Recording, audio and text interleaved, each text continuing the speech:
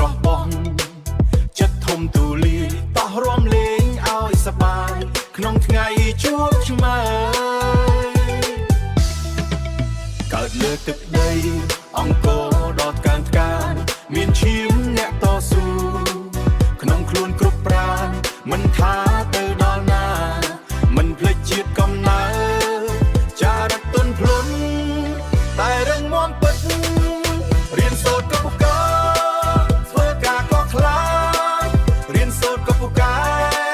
ធ្វើការក៏ខ្លាំងកូនខ្មែរកូនតែធ្វើការក៏ខ្លាំងកូនខ្មែរជំនាន់នេះដើរទៅមុខមិនថយក្រោយអូកូនខ្មែរអង្គរសង្ហាផ្អើលគេចិត្តល្អបរិសុទ្ធស្រឡាញ់ប្អូនក្បែរកាយរំលេងសប្បាយមិនភ្លេចវប្បធម៌ផ្ទះដៃអបអរសាទរជាតិយើងកូនខ្មែរជើងខ្លាំងស្វាហាប់រហ័សសហួនកូនខ្មែរជើងខ្លាំងស្វាប្អូនជ្រុកមួយតោះលេងសប្បាយមិនភ្លេចវប្បហួន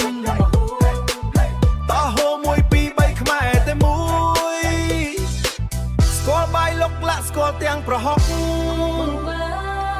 ម្ហូបខ្មែរឆ្ងាញ់ពិសាញ៉ាំហើយមានសុខមានសាមគ្គីភាពជួយគ្នាក្នុងគ្រាឃើញមុខញញឹមស្វាគមន៍ជានិច្ចទោះបីរំលេងតាមបែបសម័យក៏មិនភ្លេចអត្តសញ្ញាណខ្មែរអើយខ្មែរស្រឡាញ់សន្តិភាពអូកូនខ្មែរអង្គរសង្ហាផ្អើលគេចិត្តល្អបរិសុទ្ធស្រឡាញ់ប្អូនក្បែរកាយរំលេងសប្បាយមិនភ្លេចវប្បធម៌កូនខ្មែរជើងខ្លាំងស្វាហាប់រហ័សសហួនឈាមអ្នកច្បាំងហូរក្នុងសរសៃកូនខ្មែរជំនាន់ថ្មីខ្លាំងក្លាឥតបីវាឈ្មោះល្បីល្បាញសាយពីវិញពិភពលោកយើងរួមគ្នាកសាងជោគជ័យមិនដែលរីរ៉ា